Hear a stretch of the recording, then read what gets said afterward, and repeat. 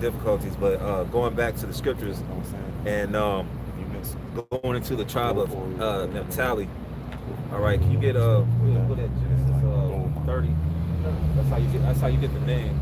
You know, you go to other accounts in Genesis, you know, the beginnings, and they'll tell you how these 12 tribes originated, man, and the names and their meanings. You know, it's basically like the omen nomen. A name predicting what you're gonna do or gonna be. Like Yahushua, he is a savior, he is a deliverer. So read that Genesis 30. Deuteronomy 30, right? Genesis 30. It's like Genesis 30.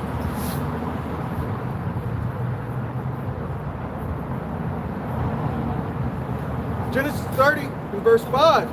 And Bilhah conceived and bare Jacob a son. And Rachel said, the Most High hath judged me, and hath also heard my voice, and hath given me a son. Yeah, because our ancient forefathers had concubines, man. They had more than one woman. All right, Christianity and one happy wife, happy life BS.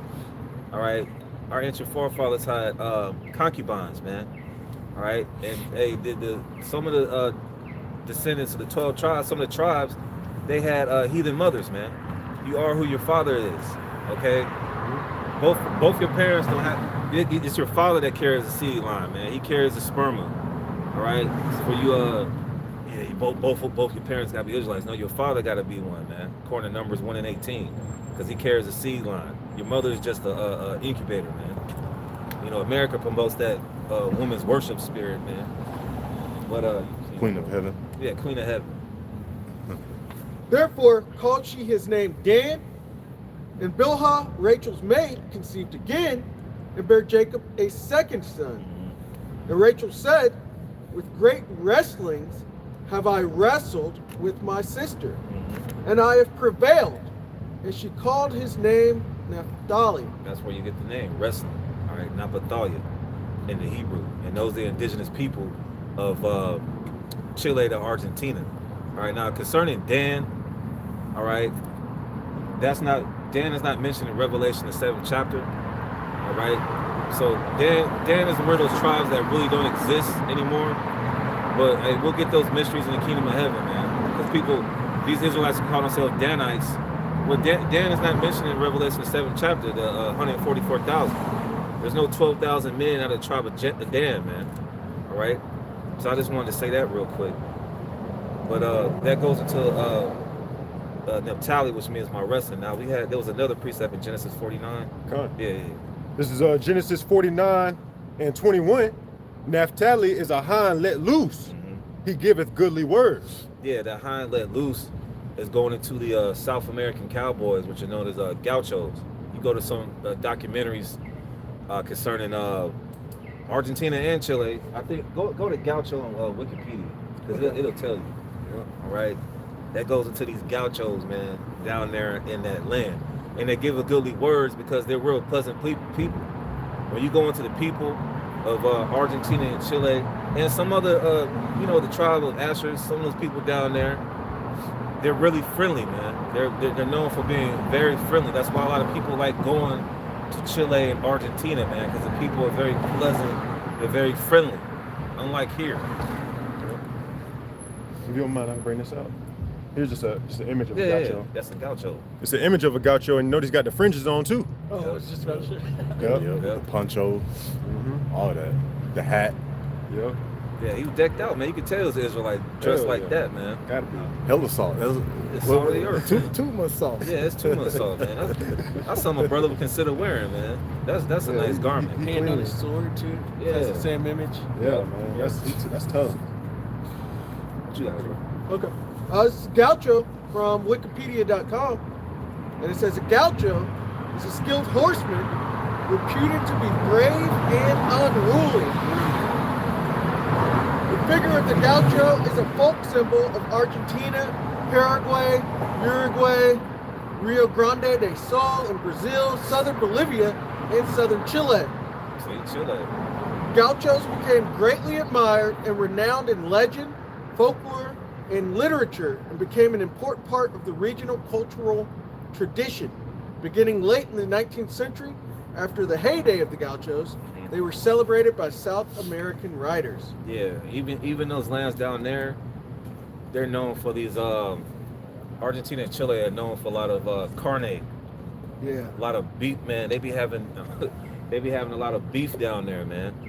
All right, they have these little brick ovens. It's basically how Judah and the other tribes do it. They have a barbecue. It's like a brick barbecue. All right, they have these nice slabs of beef, man, steaks, all that, man. And they have asados. Yeah, they're known for asados. They have these parties.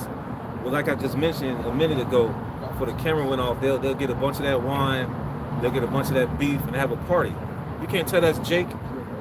Yeah, that's what we do. We put meat on the grill, have a few drinks, kick back, have a basically, the family get together. That's what we do, man. Yeah, Jake love the grill. Yeah, Jake love the grill. Barbecue. Yeah, that's all 12 tribes, man. That ain't just a so-called black thing, man. Because like I said earlier, you got these naysayers thinking that all 12 tribes are black. And even in this year coming in 2026, the year of apostasy, you can see that coming back. Oh, no, all 12 tribes are black. No, they not. Look at Patrick Mahomes. We always get that example. His father was Patrick Mahomes Sr. Used to play for the New York Mets. Brown skinned, so-called black man. He got with a so-called white woman, which I don't know if she's Jake or Esau. I don't know. But he got Patrick Mahomes the second, lighter shade of brown, right? Then he got with his wife Brittany, which I don't know if she could be. I don't know. She's probably Edomite. But they had a daughter. He had a daughter that had blonde hair and blue eyes. But she's from the tribe of Judah, man. You're gonna have Israelites that even look like so-called white people, man. And he's dealing with these Latino tribes. What does it say? Ephraim is a cake unturned. All right. You're gonna have Latinos that are brown skin, dark skin. You got Latinos that's a lighter shade of brown, and you got Latinos that look like so-called white people. Look at that boxer from Mexico, Alvarez, Canelo. Yep. That's a Jake, man. So, like I said, it's not some back to Africa doctrine, man. But hey, that's the breakdowns on Naphtali, man. You would look at Canelo and you would think he's like what they call him, like a ginger redhead. Yeah. Like, oh man, he's the typical Southern cracker, as you want to call him. Yeah, red. Like, no man, there's a card. OJ. Yeah. You got some more? Yeah, I got a little more. Going into culture and skills, the point's at number 4. But it says they're master horsemen and hunters. Their life revolved around livestock, making them expert riders, ropers, and users of bolas or throwing weapons. Which, no, that wasn't them in the scripts, but it spoke of one of the tribes using both hands to pull back the bow. Distinct gear, they wore white belts, carried knives, used whips. They drink a lot of yerba mate. But here's the point here. It says music and poetry. They developed payetas, or competitive, improvised lyrical duels, and dance like the energetic Malamba tap dance. So they're, almost having rap battles back and forth. Wow. It says competitive, improvised, lyrical duels. And he said he has goodly words, so I figure that goes right in there with it. Music and poetry. But hey, Jake got the salt of the earth, man. Right? So hey, for time's sake, in the spare time, you can go into 2nd Ezra, the 13th chapter. It tells you how the 10 tribes, the lost 10 tribes, came over here to Arsareth, which means a new land. I mean, maybe the next time I can speak, I can go into it. But you brothers want to go into that, you can go into the this PDF called The Medieval Empire of the Israelites. On page 24, it talks about the South American Indians belonging to the 12 tribes of the lost sheep of the house of Israel, man. And there's many artifacts that prove that so-called Latinos, so-called Native Americans are Hebrew Israelites. There's more evidence proving that so-called Latinos, Hispanics, and Mexicans are Israelites than the Southern Kingdom, man. You got so many artifacts. You got the Lost Luna Stones. You got the Magna Forte Bowl. All right. So, hey, Christopher Columbus's writing. Yeah, Christopher Columbus's writings, because they use the Apocrypha. All right. They use Esdras to come over here. He had Hebrew interpreters. So, I mean, what more do you expect, man? All right. So, hey, with that, let the next brother speak in. Lord willing, that was edifying.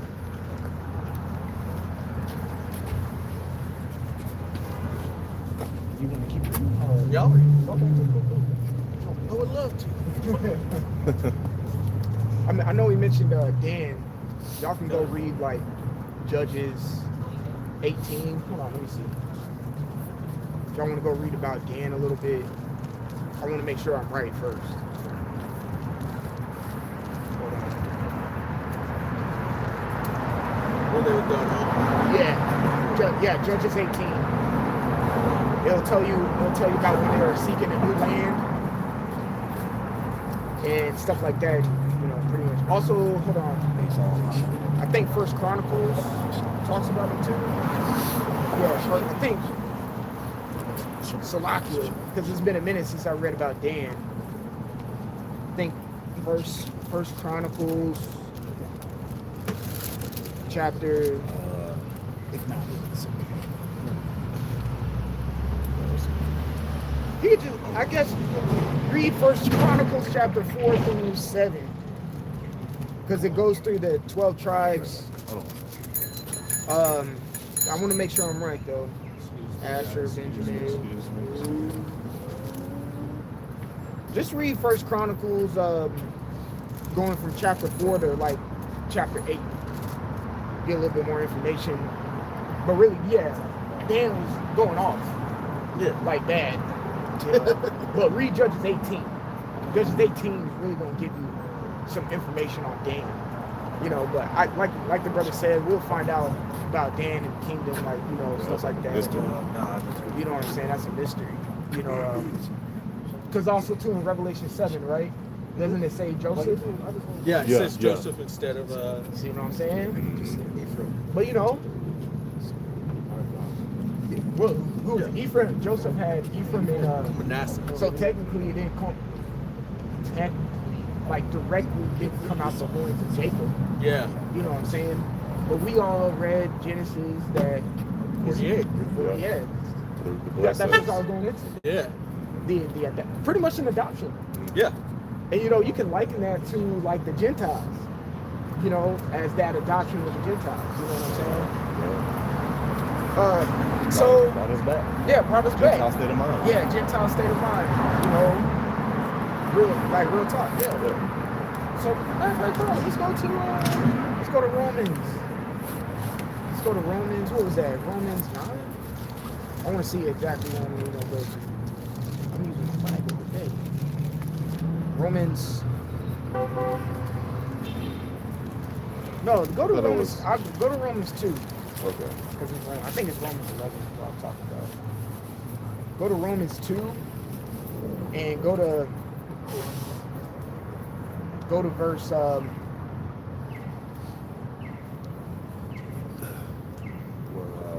go to verse 12. Okay. This Romans chapter 2, starting around verse 12, and it reads, "For as many as have sinned without law shall also perish without law. And as many as have sinned in the law shall be judged by the law." Great. Go to Job 4 and 7 real quick. So read that first part again, where it says "for as many," and then stop at that colon.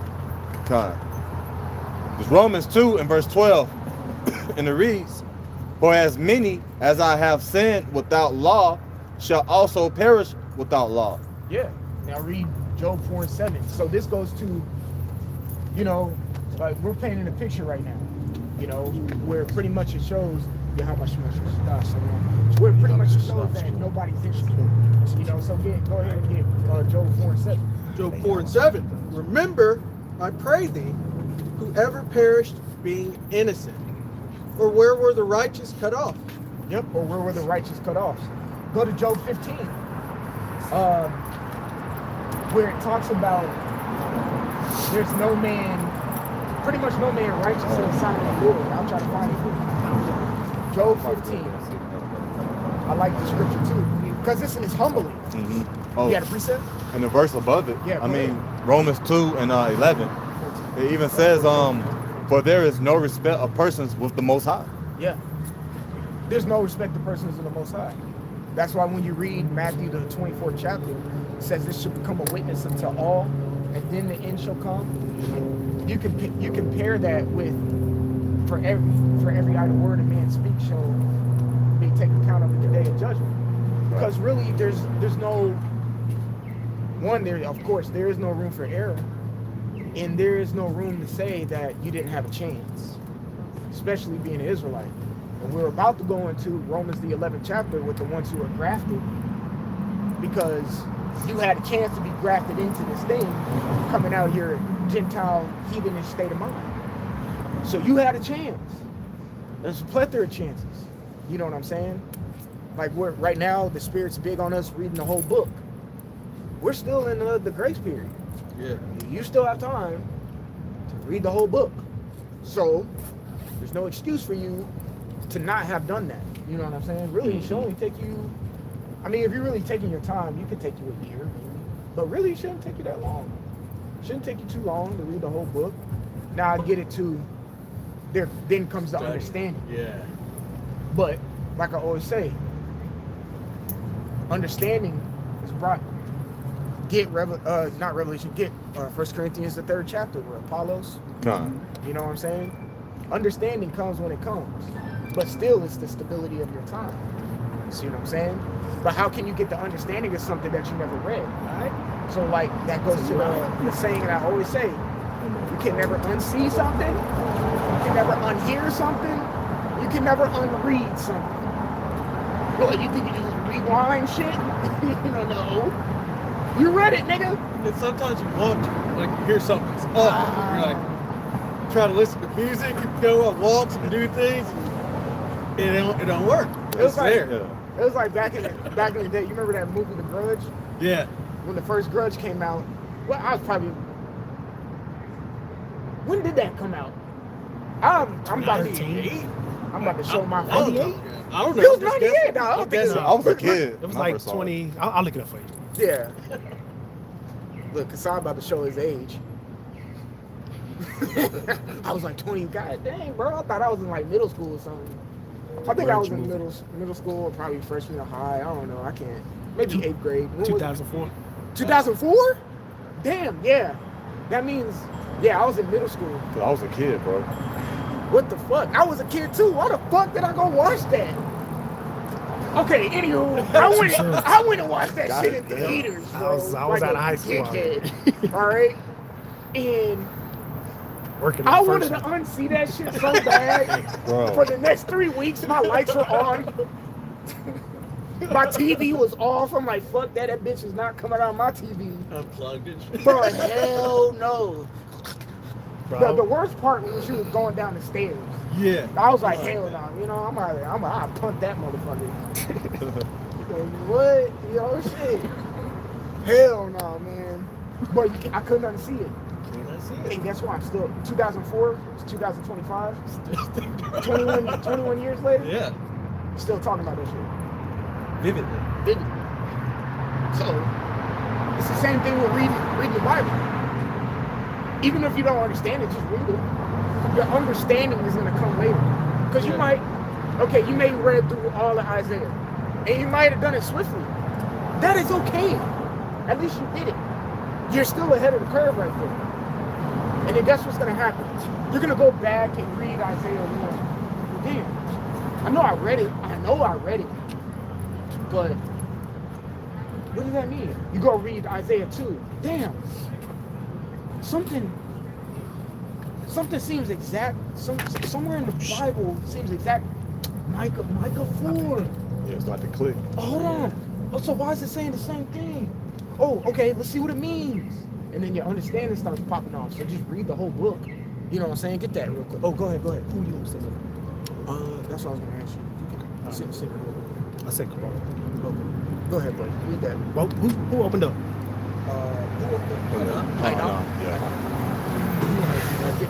No, you good. I'll jump in whenever. This is 1 Corinthians chapter 3, start from the top. And it reads, and I, brethren, could not speak unto you as unto spiritual, but as unto carnal. Yep, but as into carnal. Mm-hmm. So pretty much what Paul's saying there is like, exactly the analogy I just gave y'all with the grudge. That was like a carnal example for you to understand something spiritual. What we were trying to say, like you can't unsee something, you know, in a spiritual aspect, but it's understanding when you say it in this, you know, carnal aspect. It's like a parable. Right, it's like a parable, you know, because if we sat here and just only spake spiritually, nobody would really understand it. Like, what are these guys talking about? And then how we break it down for you to relate, you know, because I done told you this before. We're still in the carnal realm. You have to master the spiritual realm as much as you have to master the carnal realm. And there's a way you master the carnal realm with the spirit. We're still here. Ruling your own spirit, reading all things to all men. How you gonna do it? You can't master certain things about yourself out here. Right. If you were just pure spirit, this carnal world couldn't contain you. Yeah. You would have to be translated. What was it? First Corinthians? Oh, 1 Corinthians chapter 3. We just still at verse 1 What? on the bar. Yeah. Precept. This is the book of Nehemiah, the 8th chapter, the 8th verse in the NLT. It says they read from the book of the law of God and clearly explain the meaning of what was being read, helping the people understand each passage. Just like we were saying. Yeah, helping the people understand. And sometimes with your understanding, you gotta relate. You know what I'm saying? You gotta relate. That's what good teachers do. They relate. I don't know. I know certain bros been to college and stuff like that. Like, I'm just tell you my example. Like my hey, here we go. This is a carnal example, right? I'm gonna tell you my experience in college. Because, you know, I played college football or whatever. And when I was in class, college classes are way different than high school. But when you're in high school, it's a little bit more intimate. Of course, when you go up to each level, like you go to elementary, it's super intimate. They're hands-on. You go to middle school, they kind of start whatever, but they're kind of still. You go to high school, they're trying to groom you for college because they know college. They don't give a fuck. The professors he's gonna come in, some big ass, you know, room, you know, like it's almost like an auditorium, so their voice can echo. There's gonna be, you know, people sitting, and if the class starts at 9, the professor will start speaking at 9, even if there's nobody. You don't give a fuck, because at that point, motherfucker, you're paying tuition. It's not my money. You're paying me to do this, and if you don't show up for what you're paying for, it's not my fault. You see what I'm saying? So that was like, they're not as relatable when they teaching, the professors teach in college. They're just, and also, yeah, you learn. And also it does depend on what major you major in too. Because some majors, you have to be hands-on. Like I was majoring in sports and recreation management, and I was already playing football. So the classes I was going to were kind of like, you're doing activities and stuff like that. So like, say if you're just doing business management, finance or something, it's gonna be blah blah blah. And you know what I'm saying? And they're not gonna relate. So the class is gonna be boring. And then it's gonna be on you to pass that shit. You know? But when I was in high school, you know, shit, some of the teachers was fucking cool, man. Some of them was fine as shit. You know? Miss Smith. You know, shit, fine as a motherfucker. She used to make me sit next to her. And some of my teachers were my coaches. She used to make me sit next to Yeah. her. It's like, shit, yo, what's up, coach? I know you're gonna pass me, right? You know, I had 3 touchdowns last night, right? You know. He's like, yeah, we need you on the team, bro. You know. So that's the same way we teach. We relate, and that's why also too, we switch teachers when we speak. Yeah. Sometimes y'all might not relate to me like how you may relate to Demonic. You might like his teaching style better than mine. I take no offense to him, but it's how you learn. You know, every student learns differently. And as a teacher, we need to understand that too. Yeah. Every student learns different. You know what I'm saying? What's that? What's the auditory? Black power. Auditory You know, he needs to be taught. Yeah. He needs to sit here and be taught. Yeah. You How that know, worked out. You know, black power is actually a demonic power. Yeah, I got a picture Okay. of a ghetto right here. You talking about black Black power? power. Yeah. You know what I'm saying? The whole, come on, bro. How about black fatigue? Got a whole Issacharite standing right there and over here. You know. Man, Brother Speaker's not even from the tribe of Judah. I mean, He looked like a Judite, but he gagged. I'm straight. I His don't know, brother, man. well, both of these brothers ain't even Judites. Every time I come around somebody, go, yeah, you bad. Damn. You just looking. High cheekbones and shit. But yeah, I get what you're saying. Like, everybody ain't. And a lot of people from the South ain't Judah. Yeah. Like in Georgia, they be Reubenites and Gadites Right. that you see, because they be outside. Outside. Judah be chilling. In a group and shit. You know? You see them little hooligans up in Chicago and Detroit and shit? Them niggas be Indians. Right. Oh, them gang bangers out there in LA. You know? Fucking Indians. Right. Yeah. They're not Gad or Reuben, they Indians. They savages. Okay? White man's That's what terminology. Indian means. Yeah. That's exactly it. Alright, go ahead, bro. Con, we read in verse 1, 1 Corinthians 3, and it reads, and I, brethren, cannot speak unto you as unto spiritual, but as unto carnal, even as unto babes in Hamashiach. Yeah. I have fed you with milk and not with meat. For hereunto ye were not able to hear it, neither ye know that ye able. Yeah, you see, hey, I fed you with milk. So it's a process. He says you were not able to hear it. Oh, it's like it, able to bear it. Tripping. Okay, able to bear it.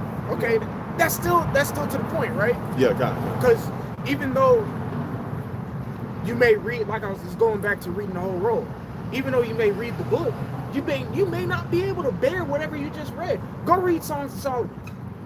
Like say you read Songs of Solomon for the first time. You think you're gonna understand that right off the rip? Yeah. No! Well, really any book. And you know, so a lot of theologians say the two hardest books to learn or to understand is Genesis and Revelation. Yeah. They say that. Why? There's so many names and genealogies and this person and that person. Spirit. And this happened there and that happened there in the book of Genesis because it's the foundation, it's the setup of everything. And that's where you get all these other denominations of religions today because they don't have the understanding of the foundation of the book and who is really speaking about it. So it's the hardest book to understand. And then I remember when I was in college, I was reading Revelation 17. I was like, man, what the fuck is this? That's pretty Like good. dragons about to come back? Like, yeah. I ain't gonna lie, I was scared.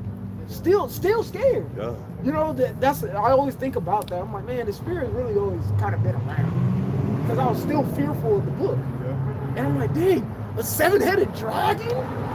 But I believed it. It was a 7-headed dragon about to come back. Like, that was the devil coming in. You know, like, coming out the ground. 7 heads, 10 horns. I was like, man, hell no. And then you get the truth, and it's like, oh, still, they about to shoot this one, which is a scary thing. Yeah. You know what I'm saying? And I'm not scared of that. It's just scared that this is what the Lord can do. So yeah, that shows, dang, oh, you know, but you got the understanding of it now. But it came Later. 10 years later. But I read it. Yeah. But I read it. And my understanding came 10 years later. You know what I'm saying? So, I may have not could have bared it then. I can bear it now. Because when you understand something, you can, I get that. I can bear that now. You know? So keep going, bro. Con, continue on knowing. Verse 3. For ye are yet carnal, for whereas there is among you envying and strife and divisions, are ye not carnal and walk as men? So there's another thing you gotta understand, and you can do your own studies on this, on why Paul was writing to the Corinthians. Really, these epistles that he wrote to the Corinthians, 1 and 2, it was really kind of like setting that church straight. He was really rebuking them because they were doing certain things that weren't right. You know who has a great lesson on that? Apostle Gabar. He goes in and talks about why Paul wrote this, about to the Corinthians, about this, that, and the third. Because the Corinthians, of course, was in Corinth, Greece. They were going off. Okay? They got the two longest letters. You said what? They got the two longest letters. They got the two longest letters because there was a lot of correcting that needed to be done within there.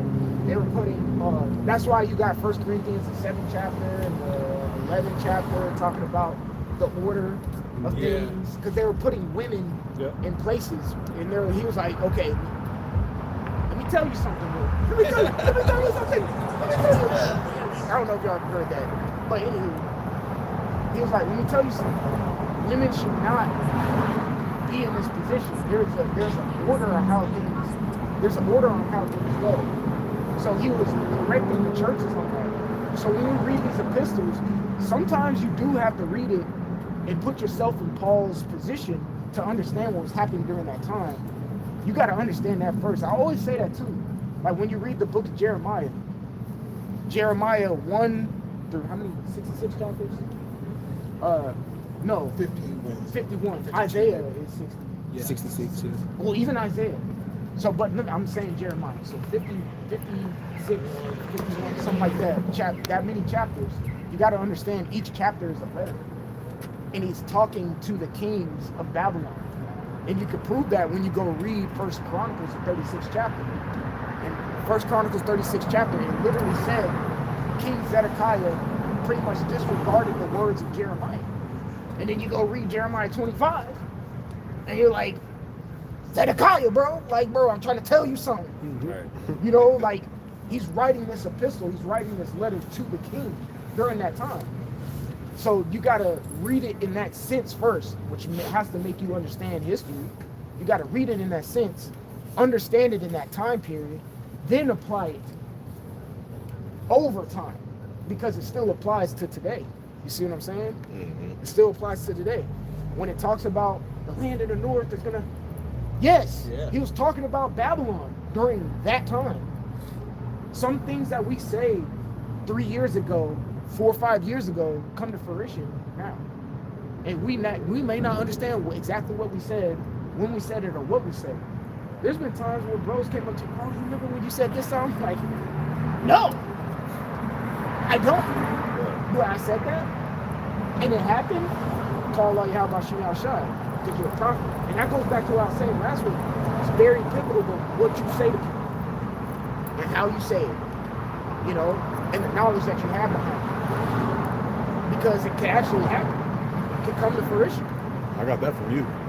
You know, you gotta be wise. Yeah. You know, shit gonna happen. You know, like always remember, like when Yahweh Shai, you know, pretty much told us, you know, and told the disciples back then that, hey, you have the power to retain or remit sins. So if somebody comes up to you, you know, so prime example, like if you don't accept an apology, you're telling that person to retain a sin, his or her sin, you know, and sometimes that can fall back on you, because really the Lord wanted you to remit it. So that kicks in discernment. You know what I'm saying? Like, okay, all right, bet, whatever, okay, cool.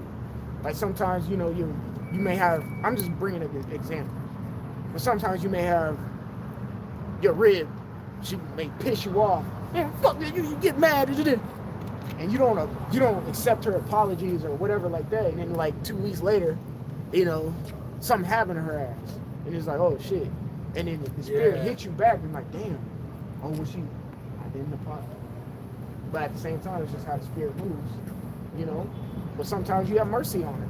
Yeah. And then, bro, I man, last year, you ain't got to. I had, you know, got into it with the rib, and I was mad, you know, when she left the house and shit. I was like, man, this motherfucker gonna get into an accident. 35 minutes later, motherfucker called me talking about she got hit. I was like, shit. And then you feel like it's on you. I was like, damn, man. I was like, because you're a prophet. bro, I got, man. Because he's a prophet, and we're all high-level prophets. That shit was wild, man. All of us. I'm not even fucking. All of us are high-level prophets at the house because we believe in the correct doctrine. try to our best of our abilities, follow what Yahweh Shemi Al-Shai tells us to do. You know what I'm saying? We're all high-level prophets. You know, and then of course there comes levels within it. You know what I'm saying? But you got to be very cognizant of what you say. They may You know not what need I'm you, saying? but if they You send you back, might prophesy something, and then something happens. You know what I'm saying? So you just got okay, cool. That's where your discernment, your wisdom, and knowledge got to kick in. Because, like I was saying last week, you're playing with lives. You're playing with lives. The Lord has given us power, bro. The Lord gave us power. Yeah. He has given us power. We have power, even though sometimes we can't pay a fucking bill. You know what I'm saying? Doesn't mean that we're pieces of shit and don't really got that power that the Lord really gave us, man. We really got power, man. Ye are gods, but you shall die like men. But you're still a god, which the word God is power. See? Still have a power source. Still got a power source Yep. as long as you plugged in. You know what I'm saying? And receiving that power. So you got to be cognizant of the power that you have and the things that you say, because they can come to fruition. Yeah, go ahead, and then we'll go back to that. Come on. Acts 1:8. But ye shall receive power. After that, the Holy Spirit is come upon you, and you shall be witnesses unto me, both in Jerusalem and in all Judea and in Samaria and unto the uttermost part of the earth. Yeah, that's you can link that with that you should have fame in the land. Say the uttermost part of the earth. And let's talk about a few of the powers that we have right now. The power to understand this. That's powerful. Yeah. It's very powerful. Let's talk about go ahead. Oh, discerning spirits. Bro, I can never forget this. You remember it was like 7, 8 years ago, we did a lesson at your old spot. Yes, bro. Oh fuck, bro. That's We was basically rebuking demons on camera. And then all of a sudden, fucking light flickered. And then we heard like a ding, like on actual glass. And then me and Kashi, like you can see us on camera, we look on the camera, we were like, find that video and put it in the chat. come on. We ain't lying, bro. Like that was like, Man, I'm doing it now. Well, when I get a chance. yeah, when you get a chance. You know, but like That was a part of it. Cause demons was trying to scatter. yeah, there's power in that. Charging demons or rebuking demons. You know, you can actually tell Yahweh Bahashim Yahweh Shah, boldly with humility to protect you and rebuke demons. Yeah. And you might hear a thing or two or see apparitions. I don't know. Yeah. But that shit happened on camera. Yep. It happened on camera. And also too, I remember one of the brothers down in Dallas, his name is Tazmar, he told me, like, whenever you rebuke demons, because sometimes, like, if I feel like I have demons on me or I sense something or something like that, you got to rebuke Satan, right? So I'd be like, send up you, however, I usually say, like, I Rashika Shaitan or like Garika Shaitan, meaning like I rebuke thee, and then, you burn your sage or whatever you need to do, and then you be bold. You be bold with it, like, man, I'll go, I'll do it, I'll go, whatever, burn, and I'll go to my front door and I'll be like, man, get the fuck out. And I'll say it just like that. In the name of Yahweh Bashim Al-Shai. You gotta talk to them demons like that. Sternly. And you gotta talk to them with belief. Yeah. It's not just, no, like, no, fuck that. I know you in my shit and I don't want you here. Like if it was a possum rummage around in your house, hey, can you please leave? No, you grab that motherfucker in. You know what I'm saying? Like, so like, bro, Oh, no, you good. Like, get the fuck out. I'm animated like motherfucker. No, you good, bro. You good. But like, you know what I mean? Like, man, our Shaka Shaitan, our Garika Shaitan, man, in the name of Yahweh Bashim Yahshai, get out of my house, my bayah. You know what I'm saying? Yeah. Get out. And literally open the door. There you go. Because if you don't get out of my house, guess what? According to what book? The book of Tobit. Guess what Raphael gonna come and do? Hem your ass up. Down your ass up. He gonna hem your ass up like he did to, what was that demon's name? Oh, Asmodeus? Asmodeus. Yeah. Headlock that dude, got him the fuck out, got him the fuck up out of there. We got the archangels on our side. Yeah. It's literally, what is that, Revelation 12? Yeah. It says Michael the archangel is gonna, the archangel, the highest angel, is gonna fight for us. Why would he not? He can fight for us right now. Raphael fought for Tobit or Tobias. You know, he which is Tobit's son. He fought for him. Yep. You know, so why wouldn't Gabriel, Uriel, you know, Shit. Michael, you know, Raphael, why wouldn't they fight for us? Exactly. You know, shoot. Any angel. They were coming around and during the Maccabees, Yep. fighting for him, which we're in the time of What's that account? Hanukkah right now. Hellenius? What was his name? I forget his name, but I wait. remember the two men, and they said they looked Yep. great on. It was really a Howard Shine and two angels. Came to beat their ass, man. Yeah. Beat the brakes off their ass. You know what I'm saying? Who's to say? Also, too, when David was at war, leaping over walls and Yeah. stuff. How do you think he was doing that? First off, by faith. And there's probably, because the scripture's saying in Colossians that Yahweh Shai rules over things, everything visible and invisible. Right? Like when you watch a movie and then you see the makings of a movie, there's this guy in a green fucking leotard Yeah. Yeah. Yeah. picking people up, but you don't see him in the movie. So it's the same thing. David could have leaped, but you see what you don't see is two angels just whoop. You see what I'm saying? They showed that in that new show on Netflix. A new season just came out. Where it's like the Stranger Things? gods will find each other with the humans, like Adam with Zeus and all that other Ragnarok. Oh, the little anime thing. Yeah, it's like Is the it god. anime? Yeah. Okay, I know what you're talking It's like the gods turn to this instrument of war, and the humans they grab that instrument and start using it. But see, people can't see it in the audience. The actual angel helping the human wielding that instrument. Yeah. But they'll actually show it to you on the battlefield. And it's pretty. Was that the show where Adam fought Zeus? Yeah. Oh, okay. Yeah.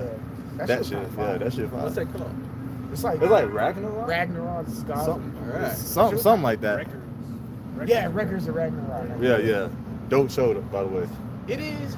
I think in later episodes, there's like a new writer or animator, and the animation kind of changed. It kind of got whacked, to be honest. But the fight between Poseidon and the other dude, Cold. bro, that shit. Jack the Reaper. Cold. Had to be cold. The Zeus and the Adam fight was fire. Yeah. But yeah, go watch that shit. Yeah, that just gave me the idea. Yeah. But you get what I mean, right? You know, we got these scriptures talk about we battle against principalities and powers. But guess what? We got powers in the invisible realm fighting for us too. Example. Daniel, the three holy children. Some could see the angels guarding them, and most couldn't. Yep. They were there, but most couldn't see it. Was it Elisha and Elisha? He's What? like, look up. Oh He's yeah. like, what do you- Elisha. He's like, there's more with us than, with them. And he prayed to the Lord, which I actually did this one time. It was with my daughter, which said Elisha prayed to the Lord that the guy he was with would see all the chariots. And I was with my daughter, and we were out. We went up to Cloudland Canyon. We're out looking at the stars at night. It's outdoors. And I'm man, just by the way. seeing the chariots go by, and I'm like trying to show her, like, hey, see how? And then I took a second, and I was like, Lord, open up your eyes and let her see. And she immediately was seeing the chariots go by. Dang. Your salvation is near. See? But you know why she saw him though too? Because she believed you. Yeah. Yeah. If you ever have stumps with belief, like I always say, go read the book of John. Because the word belief is in that book more than the entire Bible combined. Yeah. But you know what's funny? I was trying to once again with the rib. There's always situations with the rib. But we was outside talking, it was dark. I was trying to diffuse the situation with her. It wasn't really an argument or nothing, it was just a heated conversation. I'm like, damn, I gotta get this bitch up out of here. Because, I'm my own spot at the moment. I look up and I see a chariot. I was like, oh shit. She's like, what? I was like, come here. I said, look at that. She's like, what is it? What am I looking at? I said, you see that light moving? I was like, it's too high up to be a plane. It's moving way too fucking fast. I was like, you know what that is? She said, no, what is that? I was like, that's a chariot. And y'all brothers know I don't. Yeah.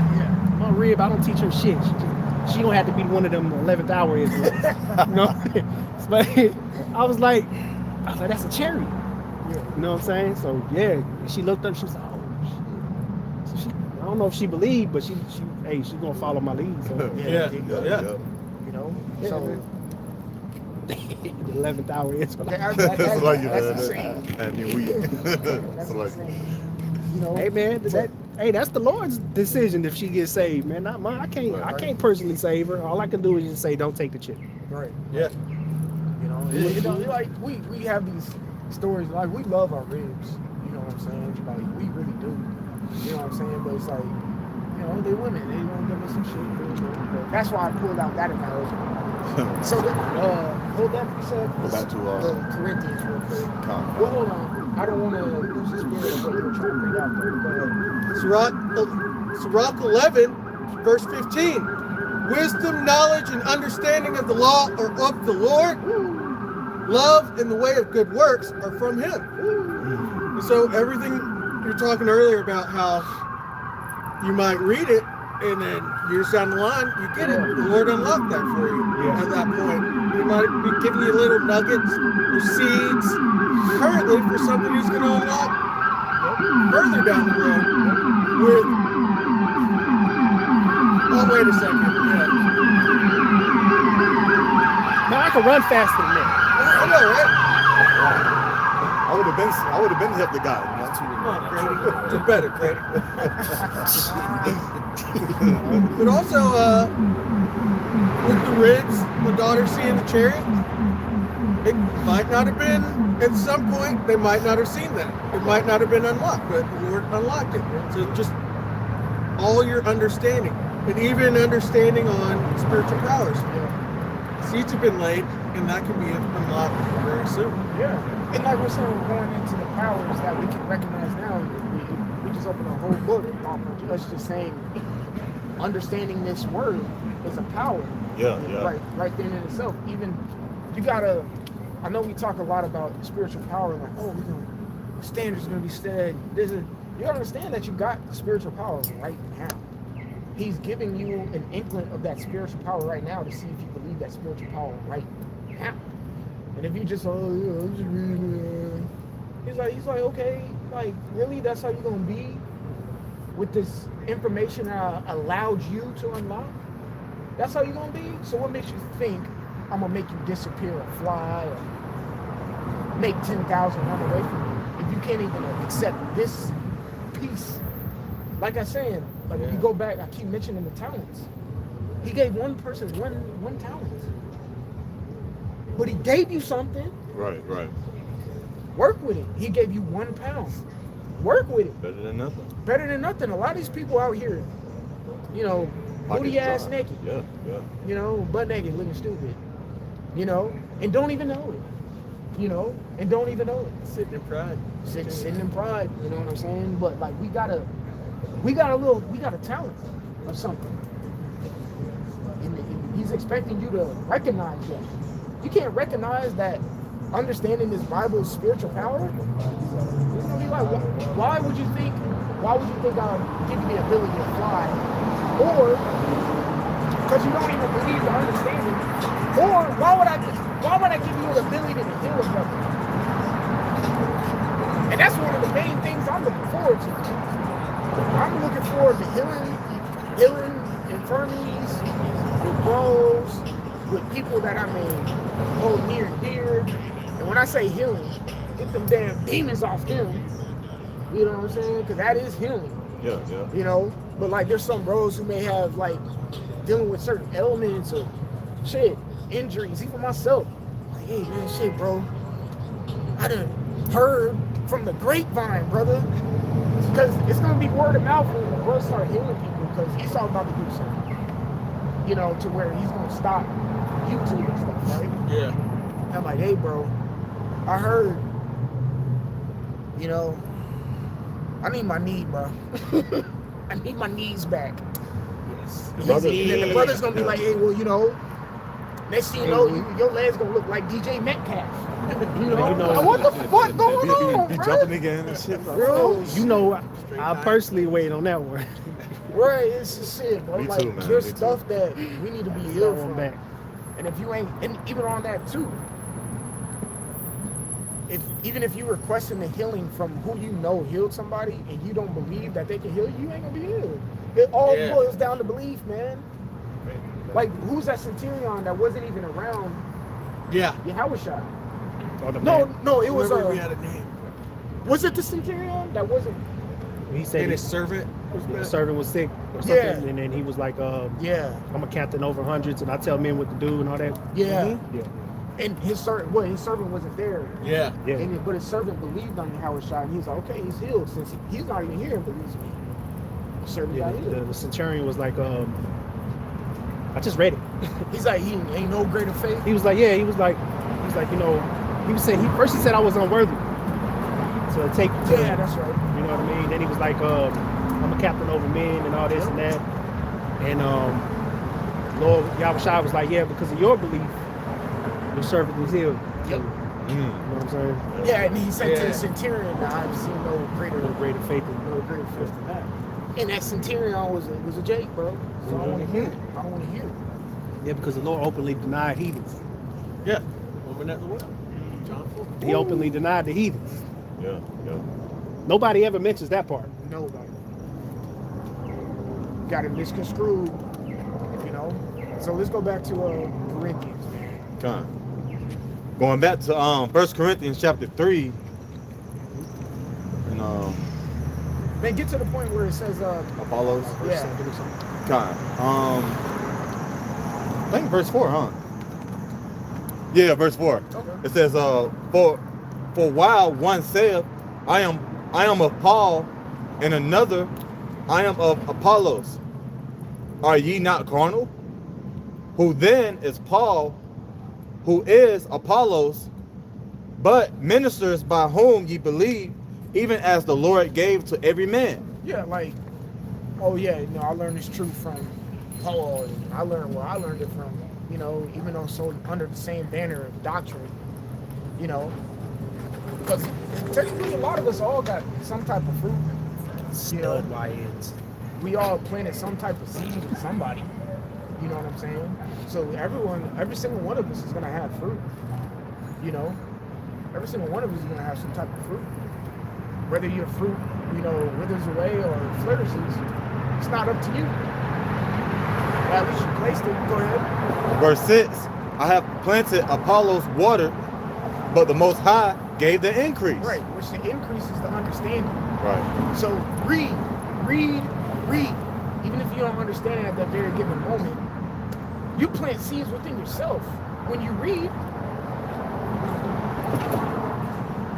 Or even if, oh, go ahead. I was just gonna say, even when you go back, let's say you read it already, Right. and you go back and read it again, like 6-7 months, a year later or some shit. Like, oh yeah, Yeah.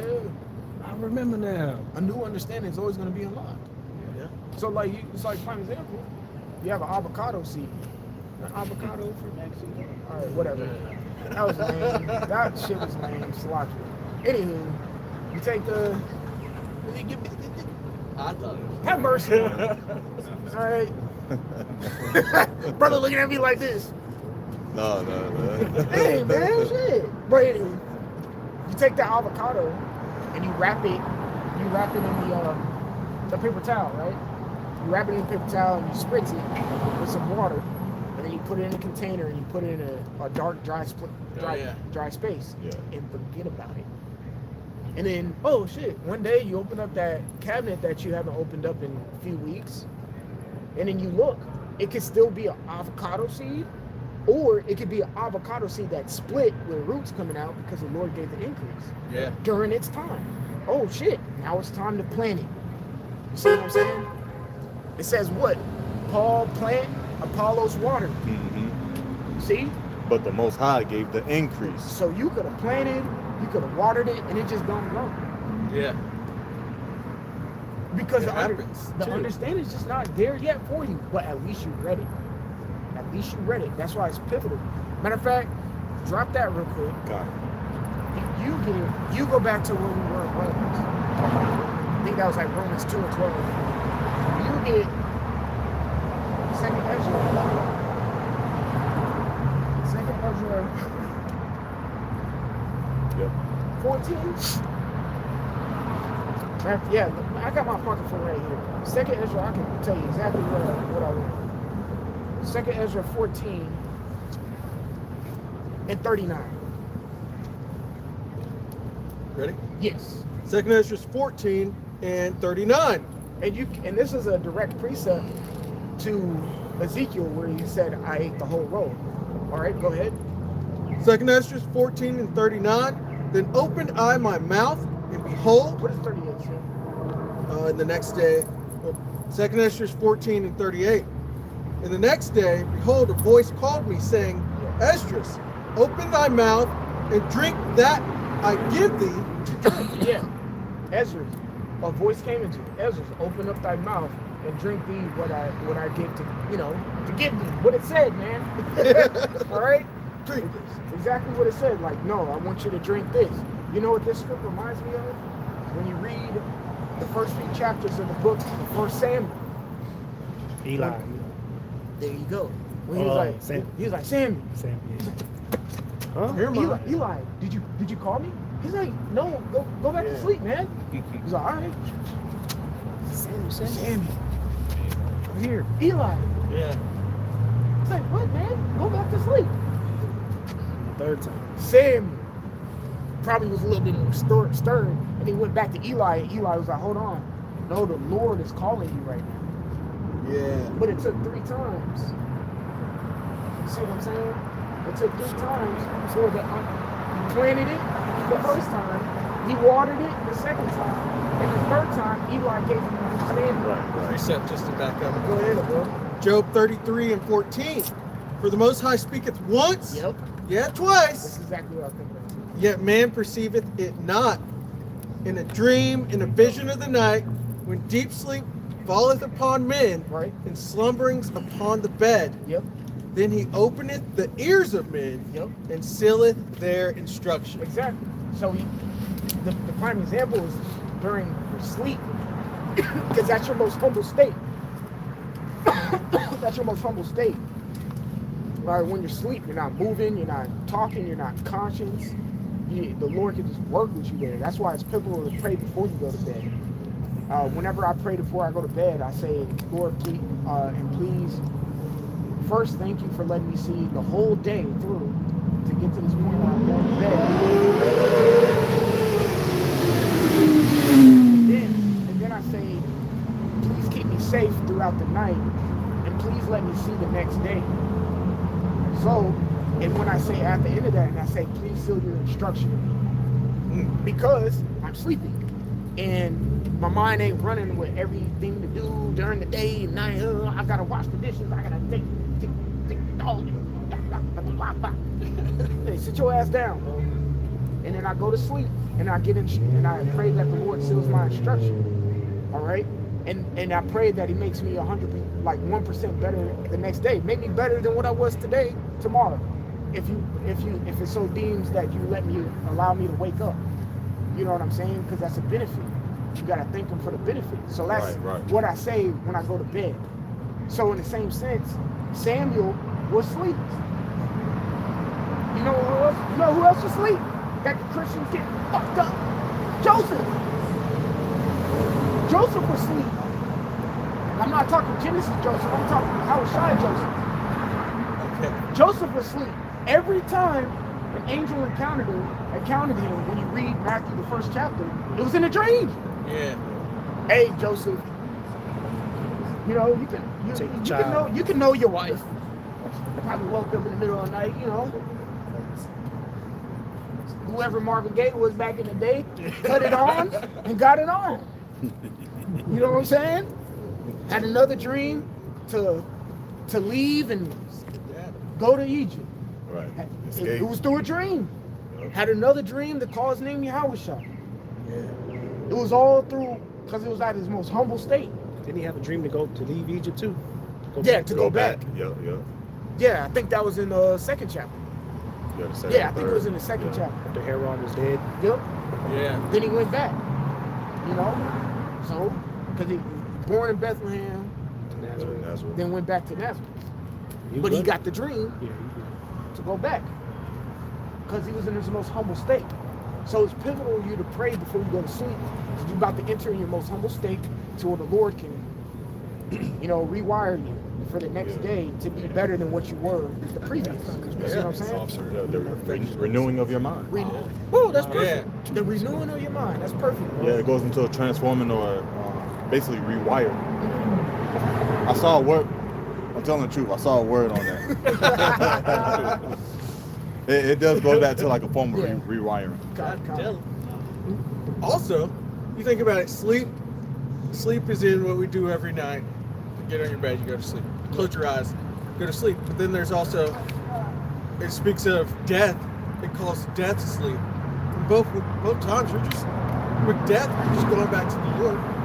With going to sleep, resting your eyes, if you're in that state, closest to the Lord. What are they saying? You have Sleep death. is a cousin of death.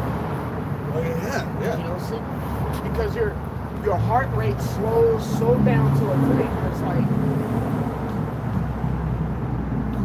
that's how a lot of people fake their dances. They take some type of drug or some shit that slows their heartbeat to like nothing. almost nothing. One beat per minute. And it fucking they pretty much play dead. Yep. It's like 1 beat per minute, but they're still alive. You know what I'm saying? Yeah. But yeah, like, in a sense, I'm speaking as a man. Don't say it, whatever. But I'm still gonna say it, just for education purposes. Real talk, like we say, waking up is a benefit from the Lord every day. So it's like a mini resurrection every single day. So because also we understand what the scriptures say that all eyes shall see, all knees shall bow. Meaning everybody's coming back. Everybody's coming back to see how Shai crack that dimension. Everybody. And I always paint that picture in the example.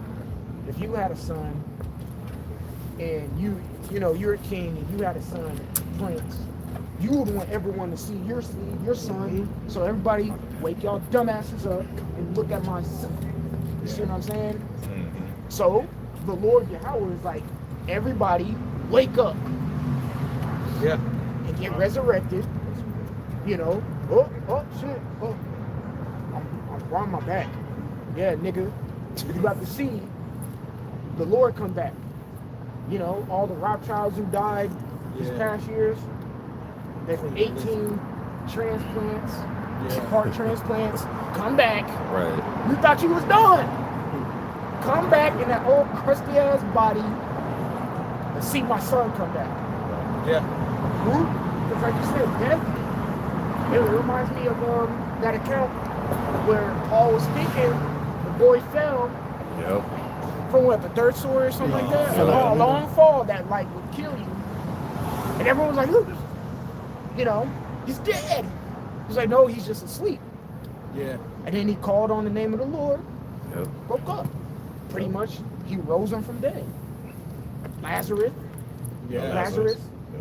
There's that kid in The little girl. or the man in I think it was Elijah or Elisha. It was Elijah, I think. Yeah, and his body went in there, touched the guy, and the other guy. He was upstairs, right? If I'm not mistaken. Went upstairs and did his thing and woke up. Oh, with the boy. That's all. Yeah, because he stayed with that lady for a while. Yeah. Oh yeah. Resurrected his son. Then she his son. cooked. Then she made up some bread and all that. Yeah. That's all I'm talking He about. stretched it. But There's a body. It was either Elisha or Elijah. They put his body in the ground, and there's another body in there, and the other guy just rose up. you gotta remind me of that one. I was thinking I thought you were talking about the one with the kid. Where, but still there's it's resurrection. Death is just sleep. It's a transition. So is sleep. Sleep, you're transitioning technically into a different realm. Which I guess got that for you. Which I guess these Christian people will call it like limbo. Yeah. They'll call it. I don't know if you ever watched that movie Inception with Leonardo DiCaprio, and they were like super cautious to go deeper and deeper into realm sleep. Yeah. Because also that movie shows what Job says. they were going into people's dreams Planting. to plant a seed, Yeah. and then they'll come out of it, and then they'll wake up, and then they'll do it, like in real life. You see what I'm saying? So like they'll go to like a top rich whatever. He's like, we need him to invest in this, and they'll go sneak in, do something, make him fall asleep, and then they'll go into his dream while he's asleep, and they'll encounter the guy in his dream, and they'll be like, and then they'll pop out the dream, and when they'll leave like nothing happened, and the dude will wake up. It's like, maybe I should make that move. I had a dream about this. You know what I'm saying? Yeah. But in that movie, they were very cautious because they can go into different levels of REM sleep. Yeah. And if you get caught in a certain level and you think you back out, but you're really not out, they will call that a state of limbo, to where you don't know what's a dream or reality. And at the very end of it, he's like, he didn't know. So if you can end up like offing yourself, because if you died in the dream, you would come out of the dream, but you still have your body in the reality. Like, oh, I'm just out of the dream. But if you die and you don't know if you're in a dream or not, you can actually be dead. You see, one of the best movies I've ever watched. Crazy. You gotta watch that movie. That shit's Multiple crazy. times. Because they were Crazy, bro. they were planting a dream within a dream. Within a dream. Within a dream. Yeah. Right. That's what made it the dangerous. Yeah. Which was a great movie though. by the way. Yeah, because you'll get caught in limbo and then you wouldn't know what's reality. And then they caught this one dude who was in limbo. He was in limbo for like years. He's like, because I don't know what the fuck is real or not. And I'm scared to die here because I don't know if I'm really dead or if I'm still asleep out there. And I don't want to risk it. So you're in limbo. So sleep is like, that's why I say sleep is like the cousin of death, because you're like in that. And then that's why you hear some people actually like die in their sleep.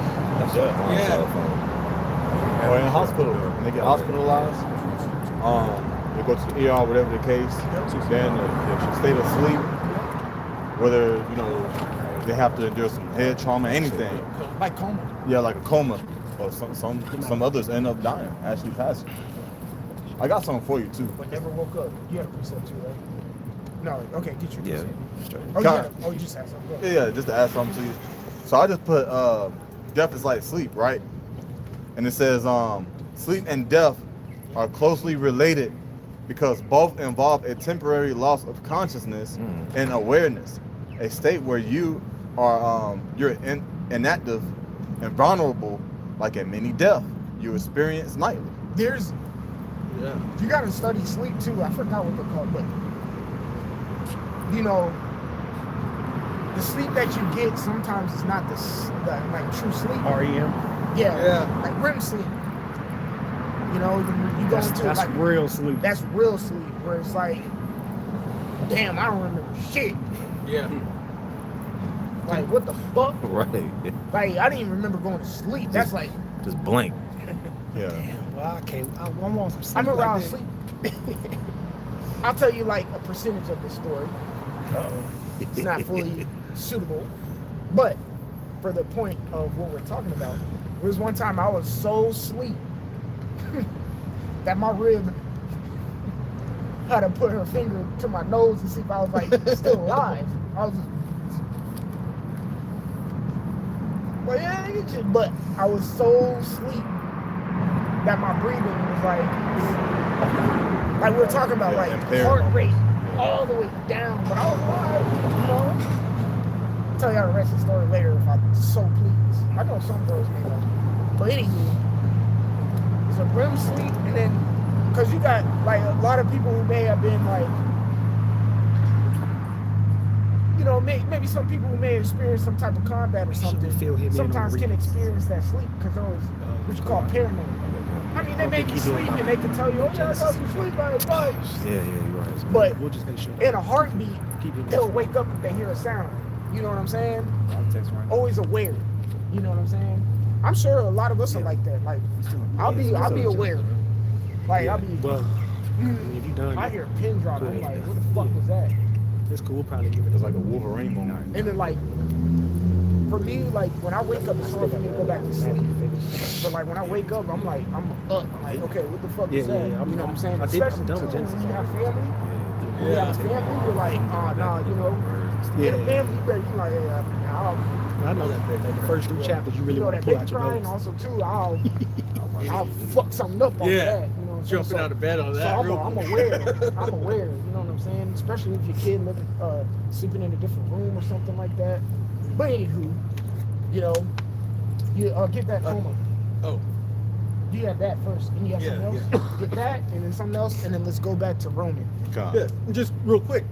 Coma, You want to step in? Nah, you got it. Scary just mentioned it. You in the zone right now. Coma just means deep sleep from the Edgemont Online. And then I was pulling up the stages of sleep as well. So levels of sleep are non-REM, which REM goes into rapid eye movement. So there's different levels to that, and that's when you know that you're sleeping. You're kind of consciously there, knowing that you're sleeping. And then REM is rapid eye movement, and that's actually when you can heal as well. When your body heals, your muscles grow, and it's necessary for you to live decently, honestly. So would it be just a question? So let's say, since you're speaking of the deep sleep and that's how your body heals and all the muscles. So let's say you had worked out the night before, right?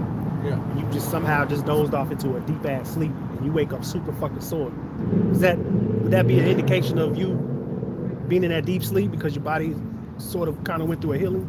I'd say Well, so. Like muscles built up a little bit? your body's still repairing, I'd say like so. tearing, too. You know, recovering. See, we are scientists, by the way. You know, we do know a little bit of everything. No, real talk. That's why they say get some rest. Science just means to know. Hey, man. Also, there's been cases of people that have died, legally have been pronounced dead, and then have just woke up. Been dead for like 20 seconds or some shit. Yeah. I can't remember who was the longest case on file of a person who actually died or they completely flatlined, Yeah. and then they just came back to it. Like it makes sense that it can happen. It goes into it though on what's happening. Light sleep, still awake, heart rate, breathing slow, muscles relaxed. Next stage, deeper light sleep, which body temperature drops, heart rate, breathing slow further, brain wave slow. Stage 3 is deepest and most restorative sleep. Body repairs tissues, restores energy, releases growth hormones, hardest to wake from. And yeah, those are those 3 stages. You know what these stages of sleep are, really? It's a body Sabbath. Yeah. Yeah. Because you work your body every single day. And that's why it's pivotal for you to get good sleep. It's pivotal, like it tells you in Sirach, the 30th and 31st chapter, what you eat before you go to sleep. That's why timing of what you eat is very pivotal before you go to sleep.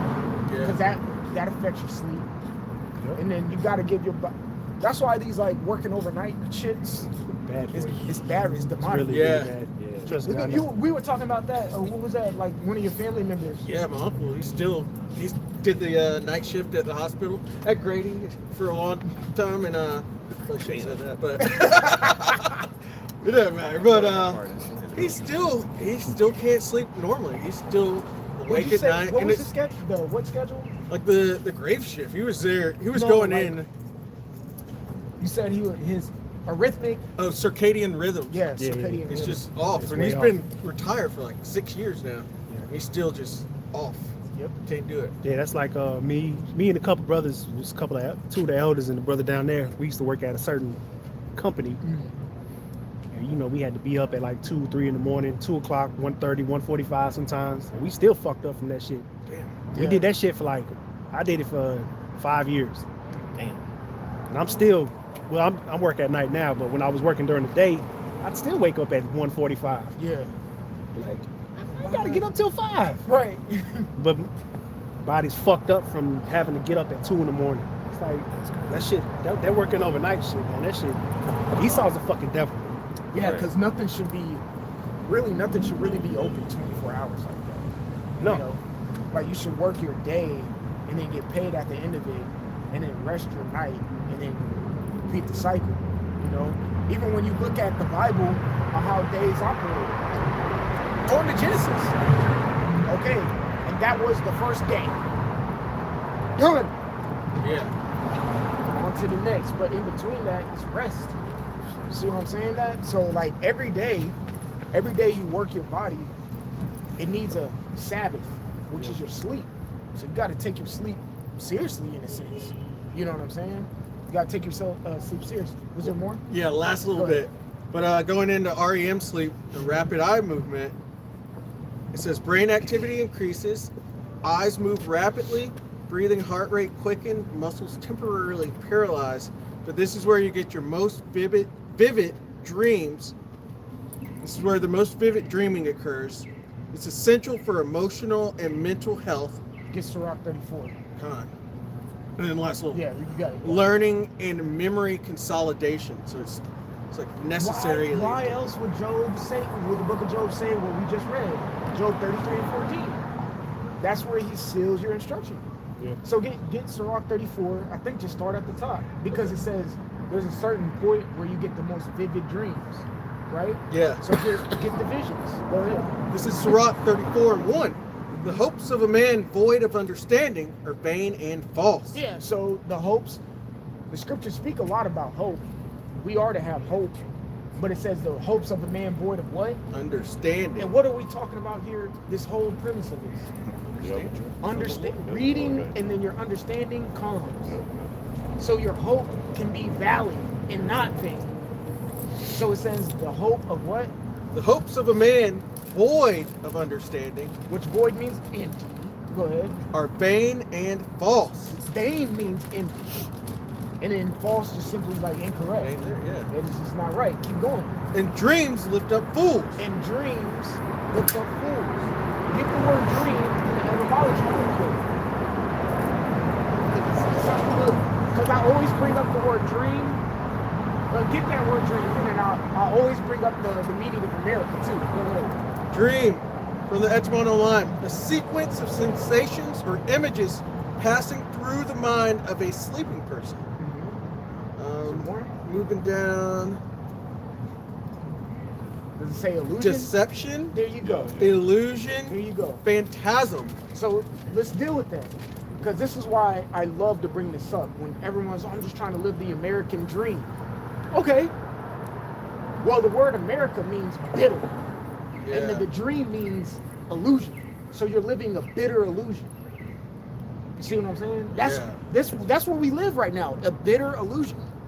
So when the scriptures talk about a dream, go back to Isaiah, what we just said. Sirach 34 and 1. The hopes of a man void of understanding are vain and false, and dreams lift up fools. Yeah, your bitter illusion, your illusion is making you a fool because you're void of the understanding, and therefore your hope is void. We have hope in a dream that we'll get the fuck out of here, but our dream that we hope in is real. Yeah. It's real. Like America will be destroyed. The fathership will come and beam the elect up. Yahweh Shai will set crowns on top of our heads. Yeah, because it's already written. It's already written. So technically it's already been done. It just needs to happen. And we just need to act it out. Like the next movie, they're talking about Rush Hour 4 coming out. The script has already been written. They just need, Dragon Face and fucking nigger to play it out. Okay? They need Year of the Rat. And fucking, chicken eating mustard to act it out now. Chris Tucker and Jackie Chan. Man, I like Rush Hour. Those are my favorite movies. That's my favorite trilogy ever. Some good movies to Shit's watch. fucking hilarious. But they talking about making a Rush Hour 4, but the script is already written. They just need someone to play it out. It's the same thing here. The Bible was already written. We just got to play it out. We got to play it out. That's it. You know what I'm saying? Yeah. Go ahead. Verse 2. Whoso regarded dreams is like him that catcheth a shadow. Can you catch a shadow? Like Peter Pan? Yeah, right? And really, Peter Pan is the fucking villain when you look into that. because I saw they something about they was with the Mr. Hook.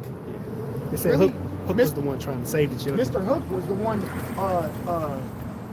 You gotta look into that. Mr. Hook was the one actually protecting the orphans, and Peter Pan will come and try to steal them. Take them to, Makes sense.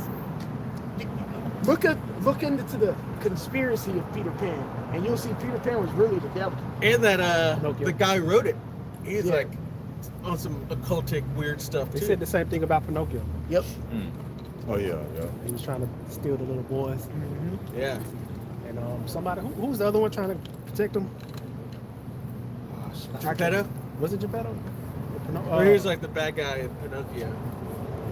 Yeah, but still the same narrative. Yeah. It was the Same there. But yeah, Peter Pan was really a wicked ass nigga, and like I ain't gonna repeat that. I was Go ahead. conscious. Verse 2. Whoso regardeth dreams is like him that catcheth a shadow and followeth after the wind. Yep. The vision of dreams is the resemblance of one thing to another. Which we just read about in the definition. Get the first part of the definition. Man, the Bible be on point.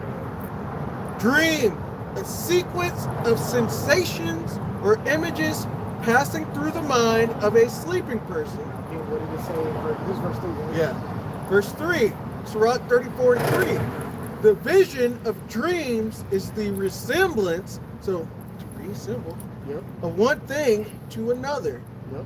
It's a sequence. Sequence.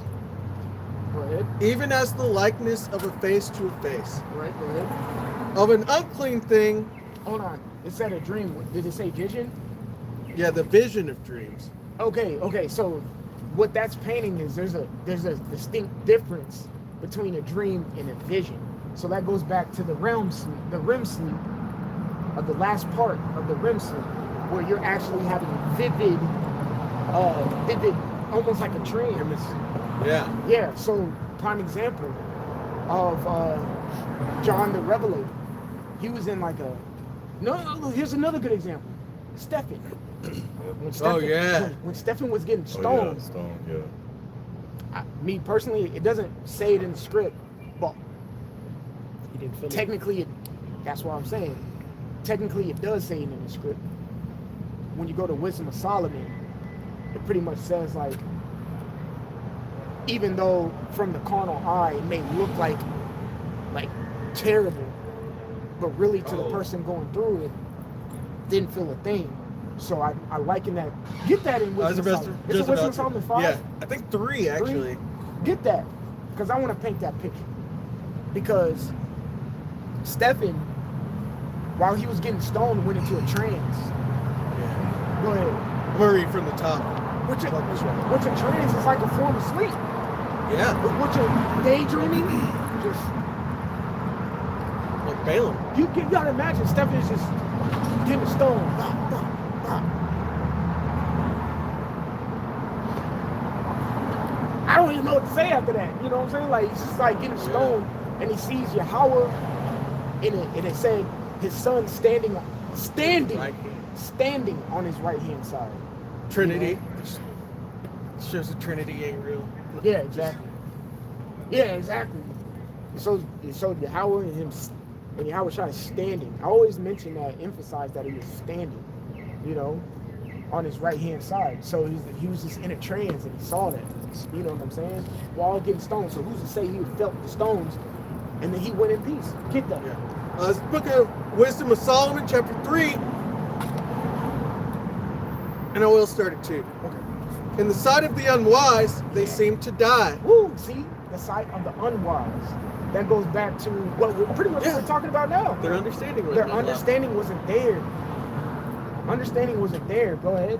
And their departure is taken for misery. Yeah, their departure is taken from misery. So from outside looking in, like, damn, ooh, ah. Yeah, that look Yeah. fucked up. Prime example. What's the next example that you think I'm thinking of right now?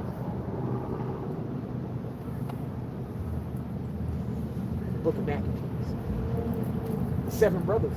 Oh yeah. Mm. Yeah. You got who their skin got flayed, Yeah. Members tongue, taken off. tongue got cut off. Basically dismembered. Yeah. So pretty much they look like a nub. Still talking shit. cut their legs off, cut their arms off, cut their tongue out, put hot tar on them, Yeah. and then souped up in a big pit. One by one. Did it to one brother. The next brother came and was like, bitch ass nigga. Did it to him. Next brother said, like literally, no, real talk. It said it in the scripture. Yeah. He didn't say nothing, he just stuck his tongue out. He's like, yeah, do it, bitch, because we all know we're coming back, Esau. Mm-hmm. We all, that's the type of, that story, man, that account gets me going every time, bro. Because that's the faith that I pray that the Lord gives me. Like, man, fuck you, bro. Right. I don't give a fuck, bro. Matter of fact, you doing me a favor getting me out of this sorry ass fucking flesh. Do it, nigga. Yeah. And of course, when I say it like that, you know, the scripture, I mean, just saying you gotta be careful what you ask for. But even if you're in that position, you pray, you ask the Lord, give me the spirit to do it. Yeah. And he'll give it to you. That's power. Even though in the sight of the unwise, that shit is happening to you, you may not feel a thing, or like we say, it may fucking tip you, and you laugh through the whole thing. Oh, death was that sting? Yeah. Oh, death was that sting. Yep. Yeah. They cut your arm off. And you laughing, bro. You see what I'm saying? And you laughing. And you have faith through it all. And the Lord puts a spirit on you. You never know. This shit just regenerates like fucking Piccolo. You know? And they were like, what the fuck? Yeah, nigga. Yeah, how about Shemi Awashai? And just keep glorifying his name. That Esau proud, he gonna try to keep doing it or try something different on you. Yeah. It's like, whatever, nigga, you can't do shit. You can't do nothing. When we're in that time, we're gonna think about, man, Paul, y'all killed Paul. Guess what? He came back, nigga. He came back in the same age, nigga. I understand what Yahweh Shai said in Matthew the 10th chapter. Don't fear the one that can kill the body, but the one who can kill the body and soul in hell. Yep. And nigga, you can't do that. You don't got that power over me, Esau. I understand, be careful what you ask for, but then I understand you ask for the Lord to put the spirit on you. If you know you about to go into a predicament, quit praying. It don't take nothing but 2 seconds. It could only be 2 words. Yeah. Hey, how about Shemi Awashai? Shalak Bataki. Boom, done. Send safeties. That's all you gotta say. Or Kazakh, which is strength. Yeah. Send strength. You know, Shalak means send. You know, simple. That's all you gotta do, man. It's like, man, that's why the scriptures say they stumble at the simplicity of Yahweh Shai. It's real simple. It's real easy. All he's asking you to do is just turn to him. That's it, bro. He got you. It's a lot. Let's keep going, man. Because that account gets me going. Because it's like, yeah, man. Fuck you, nigga. Fuck you, bro. Fuck you, Esau. Fuck you, Rothschilds, DuPonts, and Vanderbilts. I'm saying it to you, man. Fuck y'all. Y'all can't do shit. Y'all trying to sit here and do the MOTB. Fuck you. Fuck you, bro. We about to put you in chains of irons and fetters, bro. We about to take your old, decrepit, ugly ass, got green veins coming out your fucking skin ass bodies and put y'all in the motherfucking slavery. Right. And then get rid of you, exterminate you after 1,000 years, bitch. After we get free labor out of your bitch ass. We're gonna show you how it was supposed to be done, dummy. You shouldn't have Jake riding around in fucking Bentleys and Lamborghinis, you dickhead. Or even reading. Or fucking reading. You fucking idiots, bro. You don't even know how to use your blessing. I have imagery of how I would use your fucking blessing and do it the right way. You're an idiot. You're a dummy. You're a dummy, bro. You're stupid. Stupid. Dumbass niggas, bro. That's who rules over us. That's why the scriptures say we're the basis of men. You don't know how to rule, bro. And we're not gonna teach you. We're gonna show you how it's done. And then you're gonna see the glorious nature of how we do it. And then you're never gonna see it again, bitch. Okay? Right. That's simple. What was you gonna say, brother Salaki? Oh, no, you good. I was gonna say the account that you guys were going into, it reminds me of the other account with the 3 holy children. Yeah. Before they got placed in the fiery furnace, it said that they held back. They didn't hold their respect of their tongue, Oh, so yeah. to speak. So yeah, that was actually like fuck you. Fuck your guys. The Lord got us. He's the deliverer. This is our power. He's our living power. Yeah. The same Like, type of faith. Prime example, like, I get why they'll like that. Because at the same time, it's like, I mean, if the scriptures say pretty much believe until death. Yeah. Also, the scriptures say in Psalms, precious in the sight of the Lord, the death of the saints, right? Yeah. So, if you know you about to go out, I'm going to talk my shit. I'm going to talk my shit, bro. I know you about to try to fucking cut my head off. And I said try, dummy, because the Lord might turn. You ever seen Project Power? Yeah. You remember the dude who could turn like into like super Metal. Yeah, something like that. And he was about to get executed with the gun, and his power activated, and it like the bullet, it went in slow motion. The bullet hit him in the head, and it just bounced off him. Who's to say he don't do that with my neck, and it breaks your dumbass guillotine? Yeah. So again, you can try, nigga, what the fuck? But I'm gonna talk my shit before, because who knows? The Lord might want my head to be cut off. Yeah. So he can bring a bro and resurrect me to show it that way. Or just whatever. It's just my time. And I'll be on Lord willing, I'll be one of those men, and I'll be on the chariot, and I'll see y'all on the chariot. Whatever, bro. Like 1 Thessalonians, the 4th chapter. The dead in Yahushua shall rise first. Like, bro, like I don't like Esau, we don't care, bro. Like, you're just a fleshly piece of shit. That's all you know. You're not spiritual at all. The spirit trumps flesh, bro. The spirit trumps the flesh. Like, golly, man, these fucking idiots ruling this place, man. You gotta have that spirit and pray the Lord push that spirit on you, man. What time is it? Salaki. That's 5:18. Okay. We got a little bit more time. Just a few.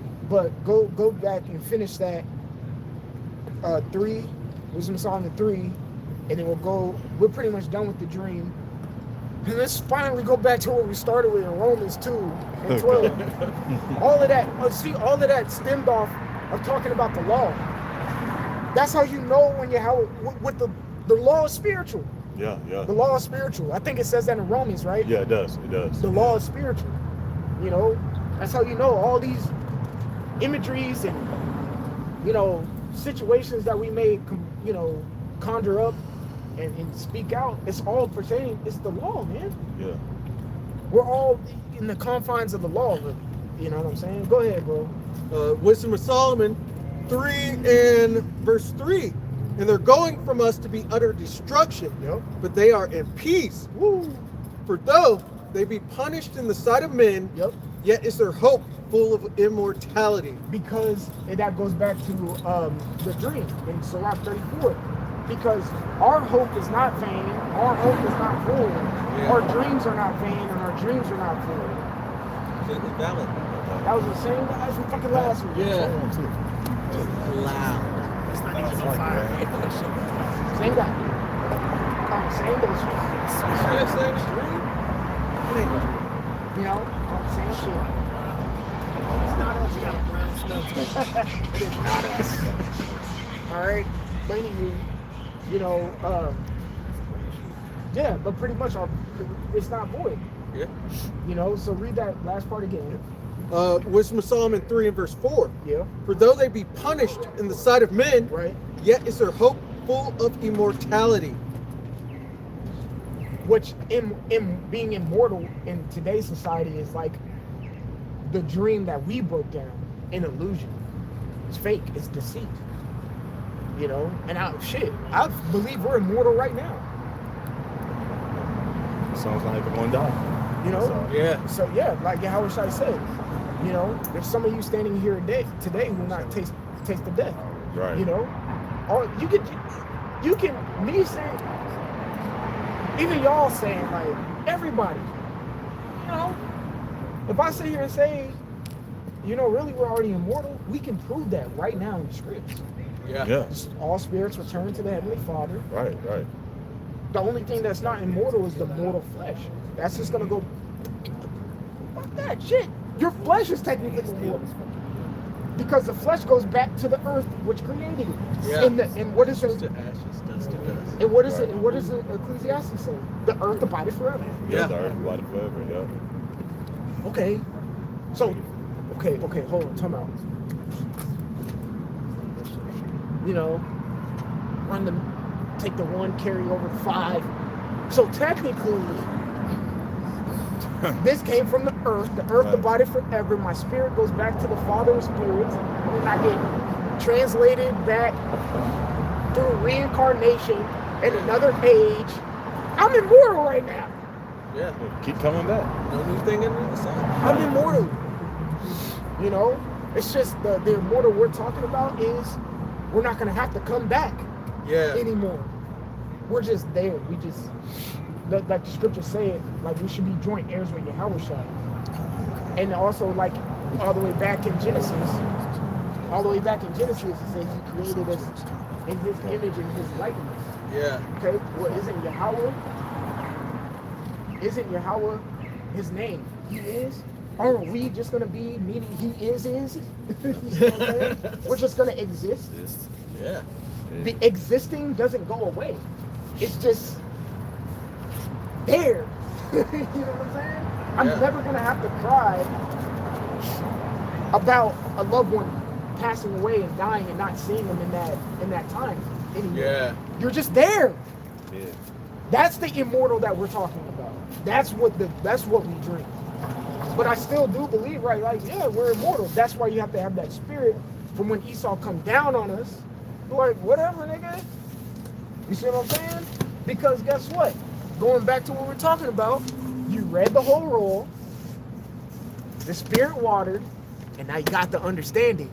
Therefore, going to Corinthians, you're more than conquerors. Yep. And you have conquered death. Because now, guess what? You understand death. Yeah. Which most people around here don't even understand death. Yeah. They don't understand how it works. Motherfuckers don't understand life.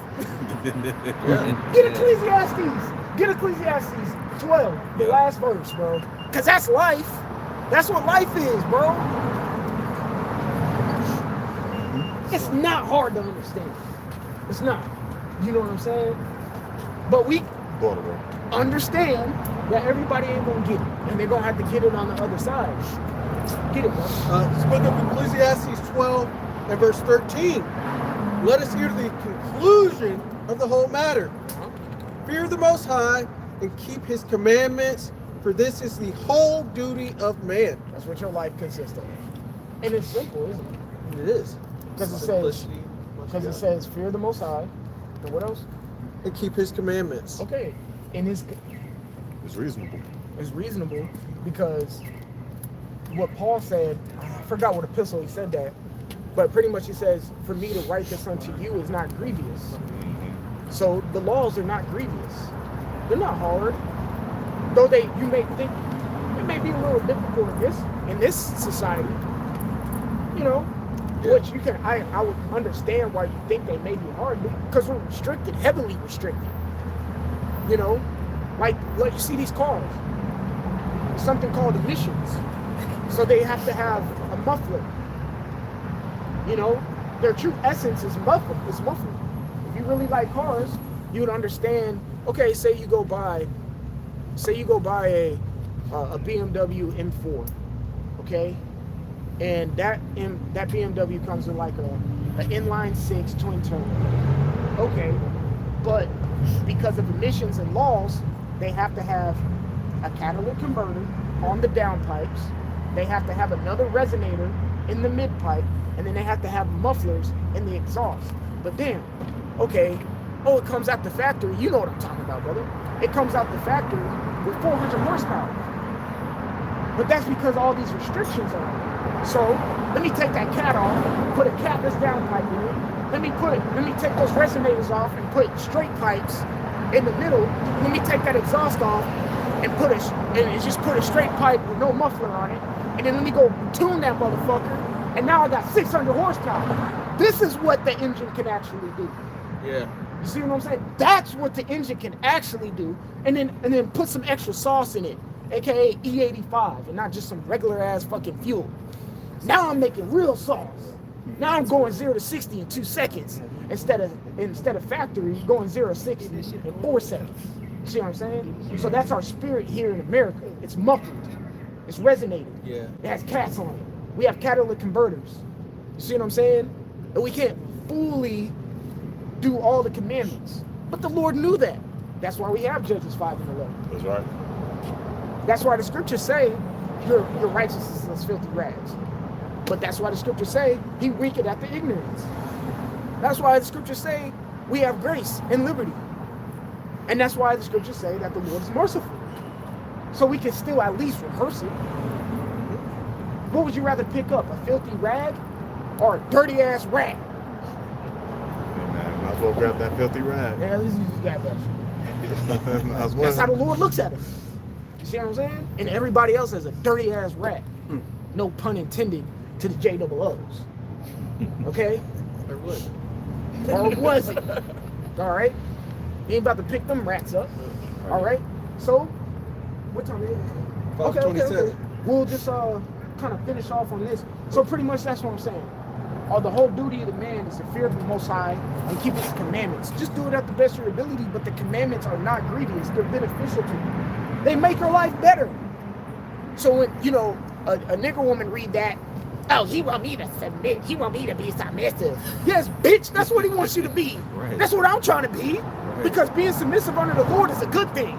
Right. Yes. I want to be a prisoner to the Lord. Because guess what, dummy? When you die in the lake of fire and the Lord decides for you to come back through my ball sack, guess what you're going to be? A prisoner to Him. And you're going to love it. Right. You're going to be submissive to Him. And you're going to love it. Because I hate being a prisoner and submissive in this society. I hate it. But I understand Romans 13. Okay. The powers that be. You know what I'm saying? Yeah. I'm tired of walking around and rubbing shoulders with heathens. I'm tired of that shit. Yeah. I'm not dealing with heathens in the kingdom. Right. I'm not, you know? So, last precept, and then let's close it out. Job 20 is like Bring it up. oh, and 8. Job 20 and 8.